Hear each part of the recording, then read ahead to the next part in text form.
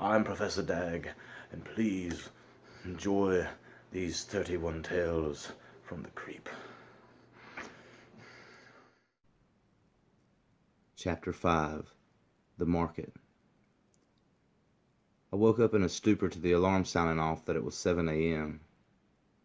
I wasn't sure when I had fell asleep or what I had been doing exactly the night before either. I was in a fog, but I pulled myself through my morning routine. It was Saturday and it was time to play at the farmer's market. I got my guitar and headed out the door. It was business as usual, and the drive down the road was refreshing. A slight cool breeze blew through the window. I stopped by the gas station to fill up and get the necessary supplies. I crossed over the railroad tracks and made my way to the entrance of the market.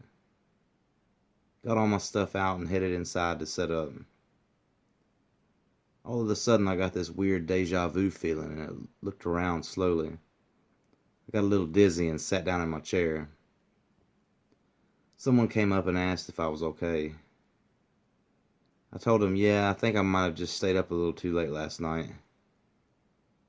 I regained my composure and finished setting up. I started to play to get warmed up, taking in the smells of the market. As people rolled in one by one, I played and smiled for everyone and gave my thank yous for every tip that was thrown in my hat. At one particular part, when I was playing with my eyes closed, I had this feeling someone was watching me quite closely. I opened my eyes to see an older lady smiling at me from the edge of the fruit stand beside me. I nodded and she threw $1 in the hat. As she walked away, I noticed a man a little ways behind her in the crowd watching, so I nodded and tried smiling with my eyes by opening them a little wider. He didn't move or smile like most people did. And I see this sometimes and I try and shrug it off, but sometimes it hurts. But this time I got the deja vu feeling again. I looked down and slowed my playing, trying to shake it off. I got myself together and then looked back up in the direction of the man, but he was gone. I kept playing, and before long an hour had gone by, so I took a break. I started to walk back to my truck, and as I got closer I noticed the same man standing in the woods just staring at me. I waved to him since I now had my hands kind of free. He didn't move an inch, just kept staring. I started to walk back to my truck, disgusted at the lack of interaction from this man.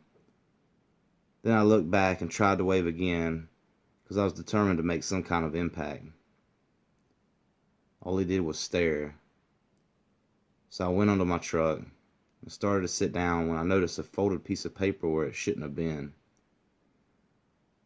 I immediately poked my head back out of the truck to yell at the man. I knew it had been him who had been messing with my truck, but he was gone again. I sat back down and grabbed up the paper, unfolding it frantically in order to get some sense of this situation. All of a sudden, the deja vu was back, and I started to get dizzy again.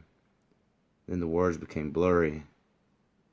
Before I passed out, I read at the bottom of the page, "Sincerely, Daniel Arthur Gurley."